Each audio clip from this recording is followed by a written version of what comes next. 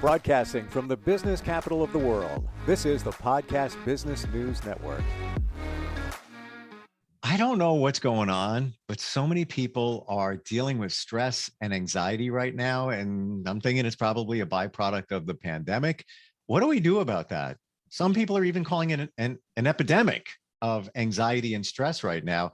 And Dr. Vitra Gosine is with us. She is the owner and medical director of LOTUS Life, the Center for Holistic Health, and back with us. Vitra, great to have you here. How are you doing today? I'm doing great. And how are you doing, Steve? I'm not that stressed out, maybe a little bit. Fortunately, that's today, could change tomorrow. But is it really the pandemic and the aftermath of why we're dealing with stress? So, my previous podcast, just to sort of recap, I think there are a lot of factors. The pandemic definitely, the sheer effect from a human perspective of the death toll. It took a toll on our physical and mental health, but there are a lot of other things, such as you're looking at the political instability nationally, internationally, on the news, everything you read or everything you see. Unfortunately, you're seeing, from natural disasters to human suffering, violence, gun violence, all these things. Basically, what that translates into is it comes down to one common denominator, and that is it's a threat to our survival. It's a pretty deep existential threat, so to speak. Not only that, but the fact that we can't seem to catch a break in between is even worse. So we went to the, obviously COVID. Now we're talking about monkeypox. They're seeing cases of polio. I mean, it's to the point that we're stressed, and it's huge. And it's one thing to have these stresses. It's a whole other thing to have the perfect storm without a pause to catch a break or catch your breath. It's interesting that you just said that. And yes, and I have a very good friend who's an infectious disease doctor. So I'm hearing about monkeypox before everybody else is hearing about it. But it's almost as if we become immune to it, but we also internalize it. We don't even realize that the messages are coming at us. Monkeypox, polio, cases found. There's so much going on right now that internally it's just building up within us, and we don't even realize it. And that is actually worse, because it's one of those things that it's sort of like, imploding rather than exploding, so to speak. There are a lot of things to consider that I brought up on the previous podcast, but just to sort of recap, I mean, the issue with the physical health issues and long-term COVID, for example, dealing with, symptoms of that and repercussions health-wise, mental health issues, the financial stresses that we're still feeling from the pandemic, from the cost of living to people who have lost their jobs, loss of income, entire industries that are now trying to get back on their feet. Yeah. I mean, it has strained relationships within the household, marriages, relationships between parent and child, because you remember they were at home working, during the middle of the pandemic. These stresses and strains don't just stop there. They overflow into the very fabric of relationships of society. The concept that we, especially here in this country, we've never really, seen a whole lot of, right? Up close and personal is a concept of scarcity. When we had never was there a time, at least in my lifetime, that we saw you have to sort of ration supplies, ration the most basic things for survival, whether it's food, clothing. Now the cost of rent, mortgages are the very core of what we need to keep a roof over our heads, food to eat, keep our children in school, keep a job, it's a car or insurance. Yeah. It is mind-boggling. And so we now have this paradigm shift where our entire frame of reference, foundation, the world order is just blown to pieces, and it's big. It's not just all the physical stuff. It has affected the very core of our existence. So we ask ourselves now, well, what is permanent? What is real? And the concept of, is my survival, my very existence threatened? And these are the basic necessities of life that we're talking about that many of us worry about. Yeah, you're right. I mean, here in the New York area, It's crazy to buy a house. And the prices are coming down, but the interest rate went up. So even if you were shopping, thinking about it, then rent is crazy, and it's, I'm sure around the country the same exact way. Um, I remember when I was a kid, the one thing we worried about, there was a gas crisis. So you had to ration gas back then, but we didn't have, from my memory as a kid, we didn't have all these other things that we needed to worry about. So, Vitra, what do we do at this point? You know, a lot of people turn to meds. A lot of, Mhm. I don't, maybe that's the answer. I personally think that should be the last answer. Uh, Yes. you know, you as a doctor, your thoughts on that? So, I'll come back to first of all, and it's going to sound, sometimes when we're sort of so deep in this thing, I'm all about, spiritual practice, all these things, but sometimes at the beginning, we're not even strong enough. We can't even, fathom something like that. We're just fighting for survival at this point. You know what I'm saying? So Yep. let's start from when you're at that level, because I think if you look at Maslow's theory of needs, if you can't get food and clothing and stuff, right now, meditation is probably the last thing on your mind, even though it's probably what you need most. So how do you start? The first thing I say is this, that's probably the easiest is, and I've said this in many previous podcasts, that we are neurobiologically wired for connection, okay? So the first thing is, first of all, figure out who are your core people, whether it's a select one or two friends or family members or whoever those people are in your life. If you can just find one or two, first of all, find something like that. If you feel you're falling off the edge from all of this, and again, we're all affected by this to different varying degrees. And I tell people, actually make arrange a time where you're going to physically meet them face to face. Go have, whether it's a cup of coffee or having lunch, or just meeting at your home. If money is an issue, the cost of food even is huge. First of all, let's start with the connection. We need some human heart, soul, just unconditional love, acceptance, whatever it is. Even if you can't change the situation, let's start with, that's the first thing, talking about what's going on, just unburdening your soul, unburdening your heart, being able to talk with someone about it. Notice nothing has changed externally, but you're somehow beginning to start to feel better. And you're also realizing, wait a minute, I'm not alone in this. There are other people feeling this. You open up and you realize that's the first step. Wow, I'm not alone. And maybe there are things that have happened in your life. Some people, there's some feelings of loss, failure, shame, all these different things that you don't know what goes on inside of, a person's mind. But more than anything else, they feel, first of all, I feel a connection. It's like watering a plant that's kind of withered away. You're feeling that kind of thing. So meet in person. I'm not talking about the, social media stuff, all of those things. There's something that actually physically happens within a human being. The hormone oxytocin, the sort of the feel-good hormone. When we're interacting, whether it's just, and it has to be not just an acquaintance, whatever, someone you can share, you can really open up to. It increases that hormone level, oxytocin, for example, that changes the chemistry and the way your entire body functions, decreases stress hormone levels, cortisol and adrenaline. If we were to attach something to you at that point, heart rate, blood pressure, respiratory rate, all of these things go down. Brain chemistry improves. You feel a sense of belonging, safety, security. That's the first step.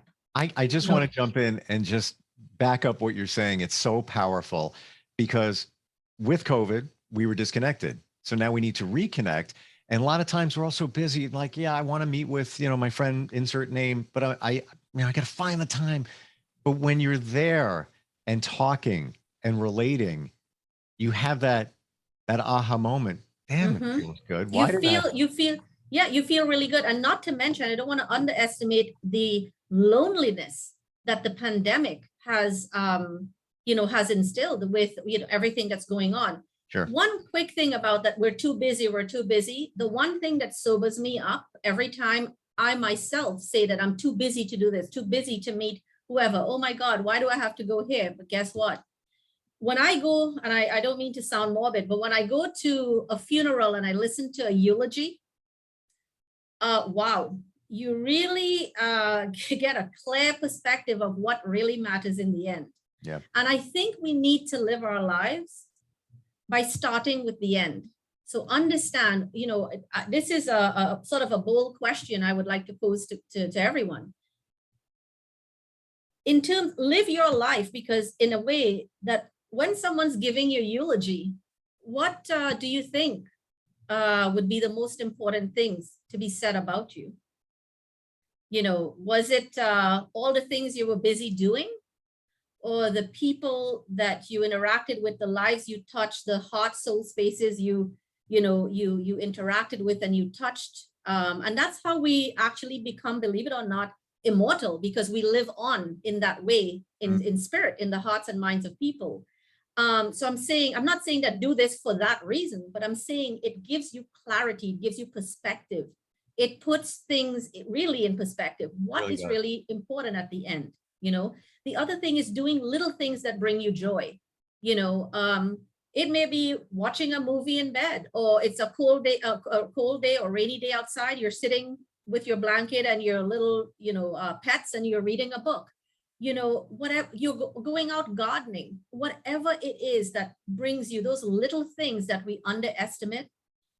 They are the most powerful in rekindling that light that somehow gets dimmed when life beats us down. And most of all, like you and I were talking before, be honest with yourself at the starting point. How are you really feeling? Don't be afraid to admit that this is really taking us down. Pandemic has affected me. We talked about that in a previous podcast before. And obviously now we're trying to get out of that, perspective. So, and one other thing is the concept of enough or contentment. Simplify your life. Do you need that extra pair of shoe? Do you need the extra watch? How many houses can you live in at one time? So, we're setting ourselves up for failure when we're trying to keep up with the Joneses. Yeah. Take care of your own inner world, your inner life first. And you'll be surprised. All the other things start falling into place. As we're talking, the song resonates in my head, and you probably remember it from the 90s, but the song is called Live Like You're Dying. Yes. That kind of encapsulates everything that we're talking about here. Death teaches us how to live. So definitely. And, the thing is that, so I'll bring in the concept of spiritual practice. Find something that you're passionate about. Find your passion, take this time. And the pandemic did that for a lot of people. Take the time to reassess your life. What is it you're really, truly passionate about? Not what someone else says you should be doing, not doing. Find you. What are you passionate about? And that gives you the meaning and purpose in life. Also, gets you out of that state of, being down in the doldrums, so to speak. But remember that in finding your meaning and purpose, in finding that passion, that path, remember, it's not all about you alone. Yeah. Remember that, when we're young, we're all, well, first of all, we're completely dependent and helpless. Then we become invincible. And then you realize, wait a minute, I'm part of a bigger fabric here. Be in service.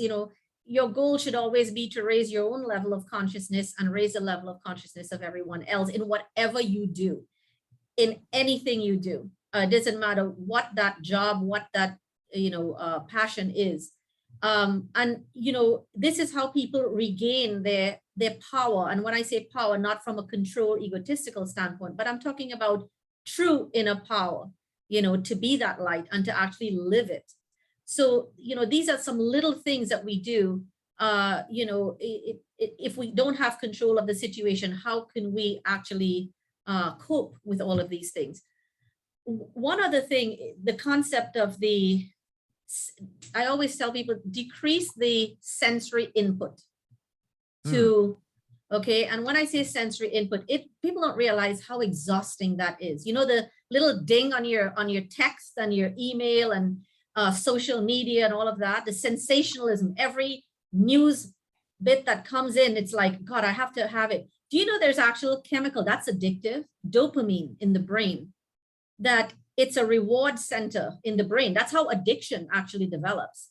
And there are people addicted to this, this is not helping you. We need to sort of understand, distill what's really important. Do I need to address that email? Do I need to answer that text? Do I even need to look at it at this very moment? So these are some of the things that are distracting us from really what I call a quality life, because we're all over the place. It's so true. It's overload. You just, It is. there's only so much you can take. And I know personally, I have friends, really good friends, and we're in a group on an app. And there are times where, and I haven't shut off the notifications, but I just don't have time to, engage them. And I can't go like this fast enough. And I love them all, but it's just like, it's too much. Life is just spinning around. And yes, I want to participate in the group, but sometimes there's other things that maybe take priority. But then you haven't, like you just said, a news update coming through, something else coming through, something else. And it just gets to be, shut off the notifications. Do it for a weekend if you have to. Yes, there's actually some weekends, they call it a digital detox. Yes. Shut her down. Believe it or not, that is critical for your mental health. And by the way, one key thing, there is no such thing as multitasking. Do you know that does not exist? Oh, it is called task switching. Each time your brain, people think they're multitasking, they're not. Their brain is actually in microseconds switching from one task to the next. And each time you leave a task, it takes that much longer for the brain to come back. So you're actually less productive. So, the older way of doing things where you're sitting doing one thing at a time, I mean, you can get it done. That's what's done. And other things would be simple things like exercising, making sure you're keeping yourself physically in shape, sleeping, adequate quality and quantity of sleep. That does not include sleeping with the TV on or music, on. We're talking about quality sleep, eating clean, hydrating with water, taking care of yourself physically. These things seem like little, inconsequential pieces of advice, but you'd be surprised that these things are in large part the basis of what we're seeing in terms of what's causing people to sort of fall off the cliff. Taken together, it really can help you cope with these things. For what you offer at your center, Lotus Life, what are some things that we can do now? Let's say that we're at the point where we've identified, we've minimalized those things that are either distracting us, stressing us. When it comes to paying your rent or mortgage and things like that, it is what it is, and you have to do the best with that. Past that, what do you suggest? You mean past the physical, the realities that we can't change? Yeah, like for example, energy healing. I know. Oh yes. So we do. Yes, so we do. We do offer Reiki. We offer. Obviously, I'm going to tell you that I've been doing this long enough to know that it always starts off with the meditation. And again, meditation does not have to take the form of someone sitting cross-legged in a, whatever kind of thing. It just means quieting the mind. It just means resting in being in the here and now, and watching your thoughts and all the things that go on, like traffic going by, being a witness, being an observer, just sitting, resting in being. And I used this phrase before, that life is kind of like that, with, you listening to a beautiful piece of music and it's not just the notes, but the pauses and rest in between. We need that. It must always start with that. And our center, the whole name of the center is Lotus Life, the Center for Holistic Health. The most important part of that name is unconscious living. So this is how our goal is to raise the level of consciousness in society. Or it first has to begin within oneself. And so we offer, like, obviously, the guided meditation classes. Our yoga instructor doesn't just do physical poses. That's not something that is just a physical thing. It involves a certain degree of sort of stillness, of patience, of resilience, of meditation as well, in one way. We offer acupuncture, as well, for many different medical conditions. We have a registered dietitian that does, nutrition counseling in terms of what I just talked about, eating clean. You'd be surprised, your concentration level, how you feel, your mood is affected by the things that you eat and don't eat. So all of these things do matter. We have a licensed clinical psychologist who takes a more holistic approach, a more human approach to every type of, mental health issue. So, and the list is endless. We offer many more services, but just to give you, an example of how we practically take care of these things. And that stuff is powerful. And in my journey, I only realized it, even though I was aware of a lot of things that are metaphysical, only in the last few months. And I will tell you, earlier this morning, somebody did biofield tuning. Just a quick example is maybe 4 minutes, and it did it on me. And it's not about me. I'm just sharing this for anybody that thinks, oh, that stuff is all foo-foo, blah, blah, blah. And she was checking chakras and doing things like that. And right away said, oh yeah, I'm getting something here down by your feet. Are you going on vacation? Yeah. And I was like, yeah, I am. 2 days. Like, okay, you could take a guess at that, but no, like she was very specific about it. So my point is that there are things that can be done that you might not realize, and you may just shun off like, that stuff doesn't really work. No, it does. And it can help you. Yes. And actually, to be honest, if you really, by the way, quantum physics and all the advanced sciences actually are in alignment with spirituality. Spirituality is actually the most scientific thing you can do, because I'm going to tell you, the real existence is rooted in spirit, not in matter. Matter is simply the manifestation of the source, which is spirit, first of all. And I don't want to get too much into this, but if I were to give you an example, the first time someone said this to me was mind-boggling for me. They said, look at this object, like I'm holding up a pen right now. Look at this, right? You see that it's solid, right? It's a solid. I said, yeah, it's not really. If you were to break this down into all the electrons, protons, all of this stuff, if you were to go to that level and then keep going, you're going to see that this is actually all these things, energy, all these things spinning, that gives you the illusion that you are. He said, no question, this is solid. You're feeling it. It's in your hand. But if you were to break everything down that you see in the physical world, at the subatomic particle level, it's all energy. And that's what we all are. All matter is energy vibrating at different frequencies. Therefore, that sort of quote unquote density comes into play. So I don't want to get too much into that quantum physics, but I also read and study along those lines as well. So just so you know, our most advanced medical science, quantum physics, chemistry, you name it, is in alignment with the spiritual world. Okay, so there's no question about it. There's no question about it.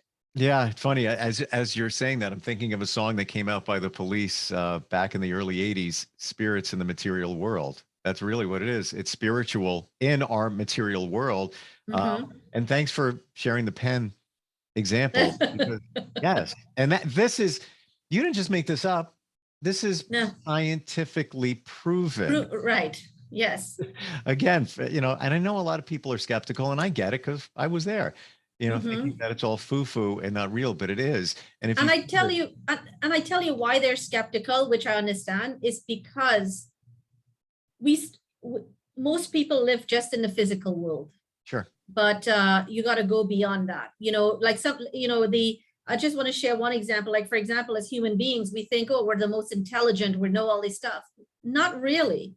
We have one type of intelligence, right? There's also emotional intelligence, because there are some people who are highly intelligent that have no emotional intelligence. Then there are other, creatures that have, for example, certain creatures that migrate. They can identify magnetic north. They know where to move.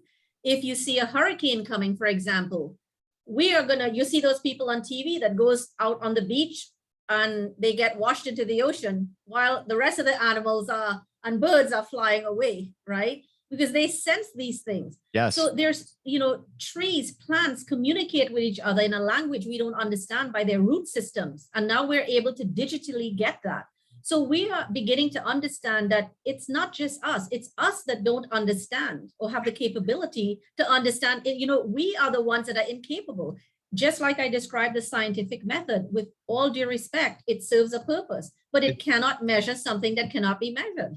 We're just about out of time, but you are so on target with that. Like we think that we're far superior, but we're not. And we're just starting, I feel, starting to scrape the surface in, the mass population, and it's 2022. This has been since the beginning. All of this, everything that we're talking about. But we have to accept it, in terms of the masses. I know that you have, and you also have the scientific background to accept it a little bit easier. But yeah, great topic today. Great ideas about reducing stress, and very topical too. Vitra, always great having you on. MyLotus.life is the website. You do some stuff virtually there in terms of healing and energetic work, right? Yes. So we, if someone is interested in doing something virtually, basically, I know the phone number is there, but the best way to contact us is send a message through the website, www.mylotus.life. Yes. Thank you for caring. Thank you for having me, Steve. Yeah, thank you. I know you do, and your passion is there. And, if one person got something out of today, then it's worth it. But I know a lot more did with everything that's going on, and we'll talk soon. All right. Take care, Steve. We'll be right back.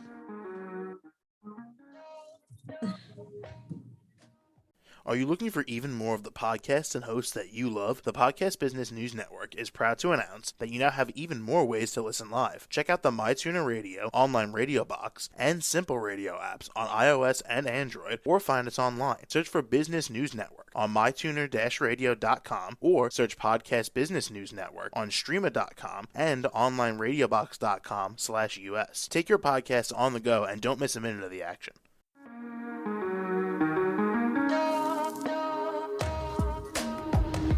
Broadcasting from the business capital of the world, this is the Podcast Business News Network. For nearly 2,000 severely injured veterans, everyday life has become filled with barriers. Day-to-day simple tasks can become pretty daunting. I have to carry my chair up 2 flights of steps or have somebody do it for me. What scares me the most is just the falling. When I'm struggling with my house, I think, to have that one great barrier just knocked down, it's crucial.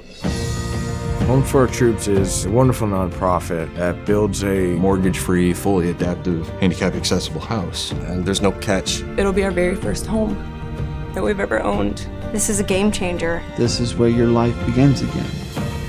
We need you to join us in completing this important mission. Please visit hfotusa.org and help build homes and rebuild lives. Because of you, everything's going to be okay.